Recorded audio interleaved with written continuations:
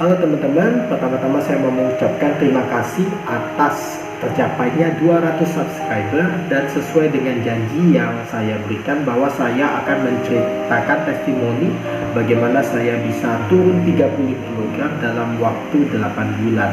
Nah teman-teman, cara yang saya pakai itu adalah dengan cara diet puasa.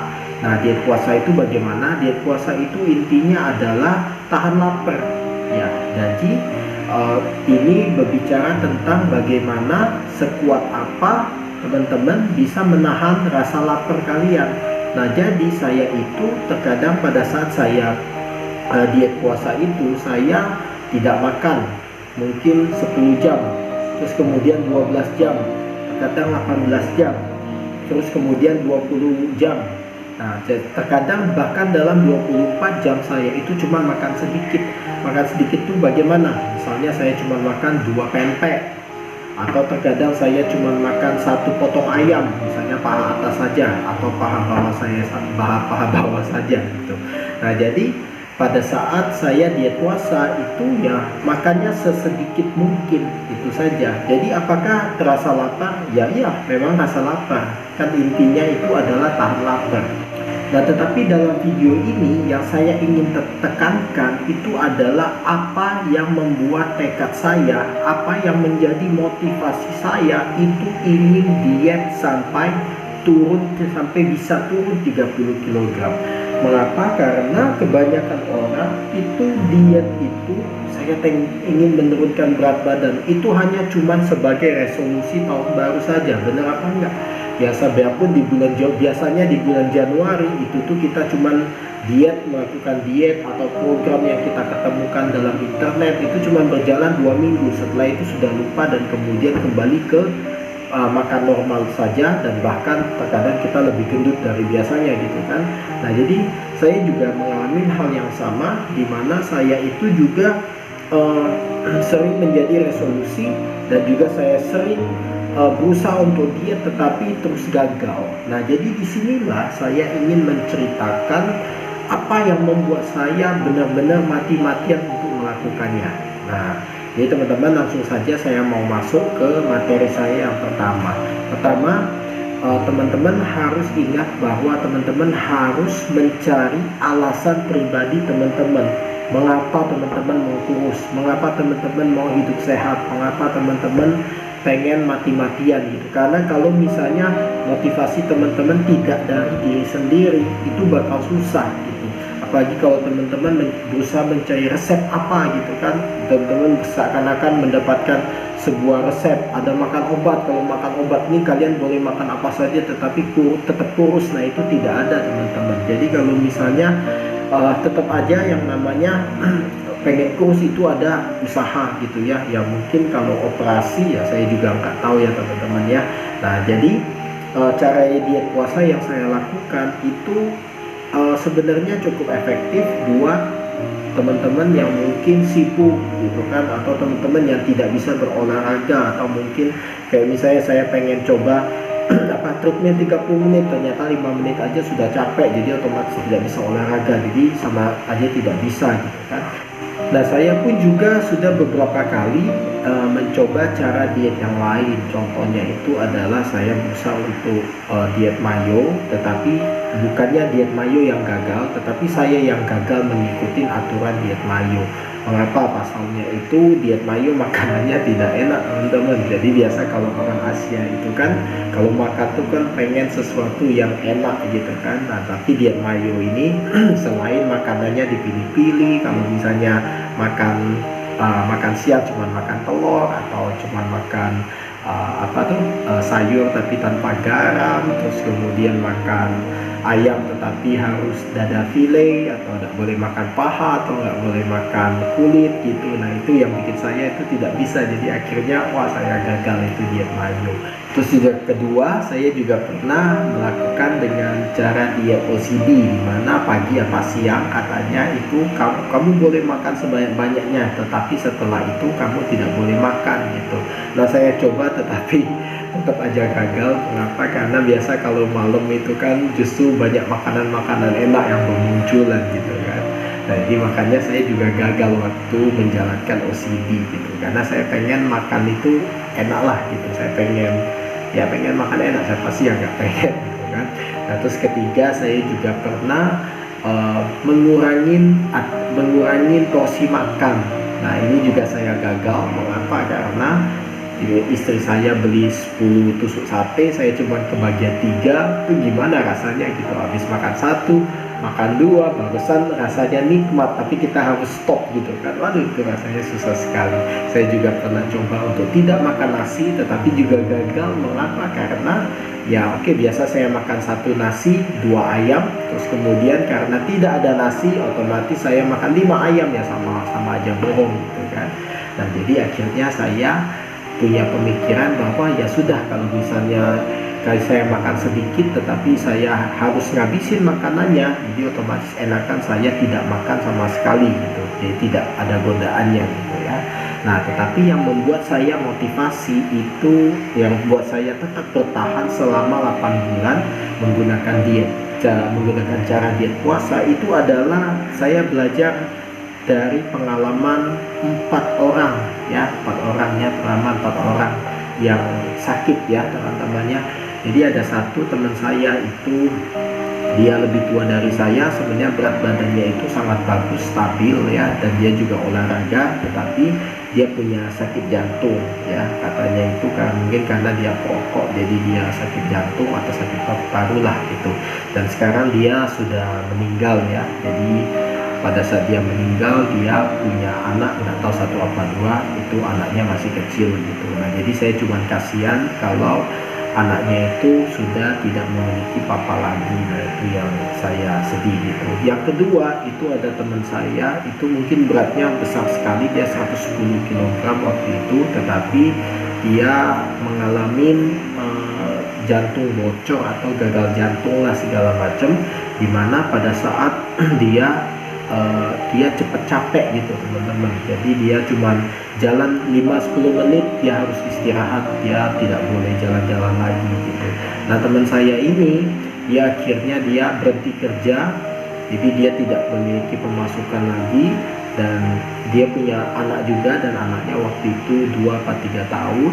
Terus kemudian sekarang yang bekerja mati-matian itu adalah istrinya gitu. Nah, jadi kasihan ya teman-teman, dimana anaknya mungkin yang pengen main sama papanya, tetapi papanya tidak bisa main lama gitu. Nah, jadi makanya saya pikir, waduh, ini kasihan sama anaknya yang tidak bisa bermain sama papanya gitu ya. Terus kemudian kasihan juga istrinya yang mesti kerja mati-matian untuk memenuhi kebutuhan keluarga. Nah, yang ketiga, ini yang cukup memberi saya input, ini adalah teman saya yang mungkin beratnya itu juga overweight, mungkin waktu itu 106 atau 107, dan akhirnya dia kena stroke. Nah, jadi yang pada saat dia kena stroke ya, dia kan cowok gitu, itu di saat yang sama itu papanya pun juga sudah kena stroke, dan papanya lebih parah, which is setengah badan gitu.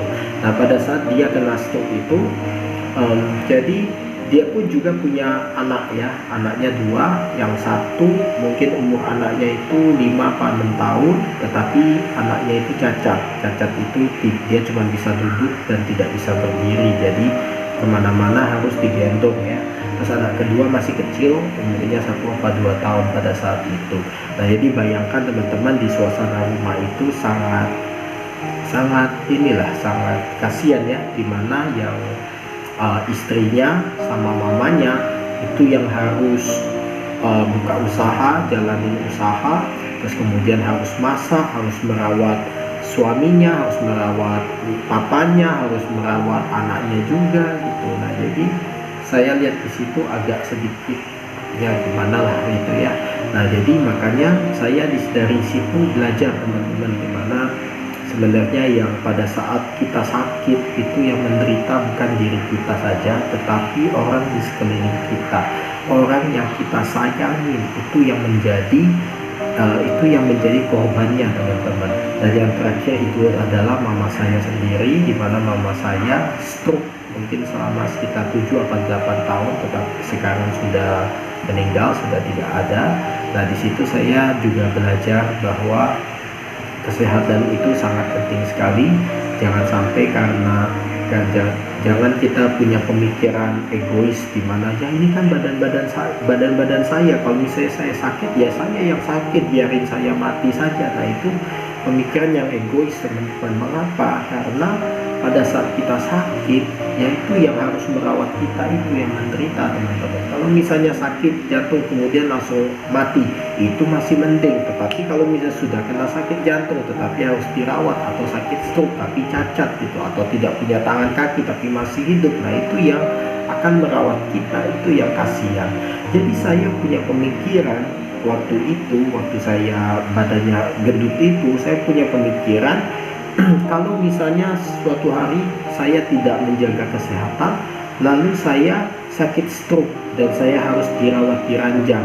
Nah itu saya tidak berani membayangkan di mana istri saya yang harus bekerja, terus kemudian anak saya, misalnya anak saya sekarang umur masih balita, tetapi suatu hari anak saya yang umurnya 17 tahun yang harusnya punya masa depan sendiri, punya pacar atau punya teman, hangout sama temennya, nonton bioskop, tetapi dia tidak bisa melakukan, dia tidak mendapatkan haknya sebagai teenagers. Karena apa? Karena harus merawat papanya. Nah itu salah satu yang gambar di masa depan yang saya tidak mau terjadi, teman-teman. Nah jadi, dan juga saya tahu betapa beratnya biaya yang harus dikeluarkan pada saat salah satu anggota keluarga kita yang sakit gitu, teman-teman. Nah jadi yang saya bikin, yang membuat saya bertekad mati-matian untuk supaya saya diet itu adalah keluarga saya. Saya tidak mau masa depan anak saya hancur hanya karena ingin merawat saya yang sedang sakit, teman-teman.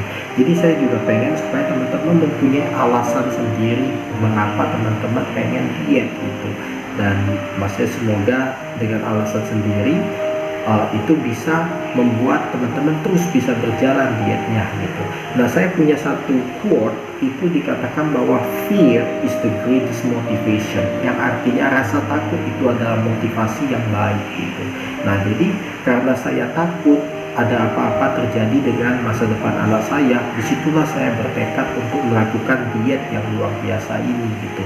Nah ini teman-teman, kembali lagi, apa yang teman-teman takut di masa depan terjadi, mulailah untuk prevent hari ini, mulailah untuk melakukan tindakan pencegahan. Jangan sampai kita sudah sakit baru kita mau kurus, jangan sampai kita sudah sakit baru kita mau diet, itu semuanya sudah telat. Mengapa? Karena biarpun kita sudah diet, kita sudah berhasil, tapi dengan keadaan sesudah sakit kita tidak bisa menikmatin, kita tidak bisa makan sembarangan lagi, kita tidak bisa pergi ke pesta lagi, makan seenaknya lagi. Nah itu kan sayang, teman-teman ya.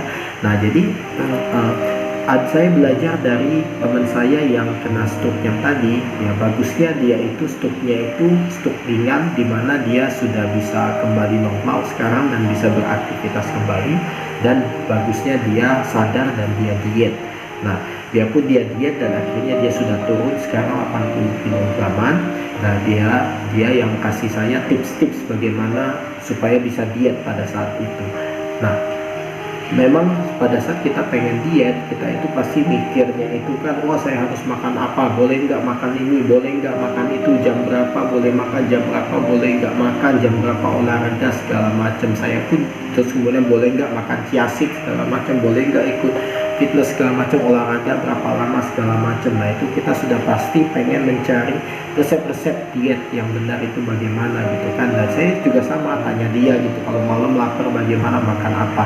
Nah dia menjawab segala kebutuhannya itu, segala jawaban saya, makan ini, makan ini, makan ini. Tetapi terakhir yang saya suka, dia bilang gini, sudah gak usah pusingin mau makan apa, inti dari diet adalah tahan lapar, dia bilang. Nah itu yang sangat mengena dari saya gitu ya, dimana dia, karena intinya itu adalah tahan lapar gitu. Jangan masukin apa-apa, jangan masukin banyak makanan dalam perut kamu gitu, intinya tahan lapar. Nah dari situ saya mendapatkan kunci, saya seakan-akan mendapatkan suatu penerangan. Oke, intinya tahan lapar, intinya itu saya pada saat perut saya mengatakan makan, saya harus ngomong sama perut saya jangan makan dulu. Nah itu yang paling penting, jangan makan. Kenapa? Ingat bahwa kamu anak istri kamu, itu membutuhkan kamu. Nah itu yang membuat saya itu terus semangat untuk menjalankan diet saya gitu. Nah jadi otomatis cara saya bagaimana diet itu adalah menjadikan timbangan sebagai kawan, bukan lawan, teman-teman. Jadi timbangan itu saya setiap pagi itu selalu timbang. Jadi pas bangun tidur itu biasanya ke toilet dulu, buang air kecil, kadang buang air besar. Nah setelah dari toilet saya pasti timbang badan. Dan pada saat saya timbang badan, maaf nih, saya cuma pakai celana dalam saja. Mengapa? Karena supaya saya pengen mendapatkan berat badan yang pasti gitu ya. Contoh misalnya hari Senin saya timbang pakai kemeja, hari Selasa saya timbang pakai jaket, ya sudah pasti saya tidak tahu berapa tepatnya saya berat badan saya gitu kan. Nah jadi timbangan itu adalah cara saya, alat saya untuk mengukur berapa banyak saya harus makan di hari itu. Contoh misalnya berat saya 75 yang saya maintain sekarang sih 72, sorry, 75 biar genep ya. Nah misalnya berat saya yang ingin saya maintain itu adalah 75 misalnya. Terus kemudian hari pagi saya bangun, terus kemudian saya timbang. Pas waktu saya lihat, wah ternyata timbangan saya itu di angka 72. Wah artinya saya di hari itu saya boleh makan banyak-banyak gitu kan. Nah itu yang pertama. Misalnya besoknya saya pengen maintain idealnya 75, saya timbang, wah tiba-tiba katanya 77. Ya udah, artinya di hari itu saya cuma makan secuil saja gitu ya. Karena menurut dokter kalau misalnya mau puasa jangan 24 jam perut kosong, jangan, setidaknya ada makan sedikit saja gitu. Nah jadi sedikit saja itu apa ya, paling cuma 1 pempek atau 2 pempek, sudah itu saja gitu ya takarannya itu. Nah terus kemudian kalau misalnya timbangannya wah 75 itu, oh ya sudah, berarti saya boleh makan normal gitu. Biasanya kalau makan normal ya paling naik 76 kayak gitu kan. Terus kemudian entah besok paginya pasti balik 75 lagi gitu, nggak tahu kenapa begitu gitu ya katanya. Terus kemudian biasanya kalau misalnya maintain 75 terus 2-3 hari tiba-tiba 77 apa 78, nah biasanya nggak lama BAB, pas sudah BAB balik lagi ke 75. Nah, kurang lebih seperti itu yang saya lakukan. Intinya adalah timbangan itu adalah kawan, bukan lawan. Timbangan itu seperti bos saya atau manajer saya, kamu boleh makan sebanyak ini, seperti itu. Nah jadi itulah intinya ya, caranya bagaimana saya diet, teman-teman ya, diet puasa ini. Nah misalnya teman-teman pikir wah boleh makan ini, boleh makan itu, jangan, itu pusing gitu ya. Mungkin ada yang cocok, tetapi bagi saya itu nggak cocok gitu. Nah jadi teman-teman, kembali lagi, teman-teman harus cari tahu motivasi apa pribadi, apa find your greatest fear, apa yang teman-teman takut pada kalau misalnya teman-teman tidak menjaga kesehatan. Nah itu yang teman-teman harus bayangkan. Dan yang kedua, yang moto yang ingin teman-teman, yang saya teman-teman dapat itu adalah pengalaman memang adalah guru yang baik, tetapi pengalaman orang lain itu adalah guru yang lebih baik lagi, teman-teman. Ya dong, mengapa? Karena kalau namanya soal kesehatan, kita jangan sampai sakit dulu dong baru kita mau bertobat, benar gak? Jangan sampai kita kena stroke, oke, saya sekarang mengerti tentang kesehatan, saya mau diet. Nah itu sudah telat, teman-teman ya. Karena itu pengalaman orang lain yang pernah kena stroke, yang pernah sakit, nah itu pelajarin, jangan sampai kita mengalami hal seperti mereka, which semuanya sudah telat ya teman-teman. Kembali lagi, carikan motivasi teman-teman untuk diet dan lakukanlah itu bukan buat diri sendiri, tetapi karena teman-teman sayang sama keluarga teman-teman itu. Kalau teman-teman adalah orang tua, kasihan nanti kalau teman-teman sakit, anak-anak kalian itu tidak akan bisa menikmati, enjoy sama teman-teman. Dia cuma bisa memikirkan wah papanya cuma nggak bisa apa-apa, cuma bisa diranjang saja. Dia harusnya bisa hang out sama teman-temannya, terus dia cuma bisa bilang oh papa saya di rumah, saya harus rawat papa saya. Nah itu kan kita sudah mencuri haknya anak kita gitu.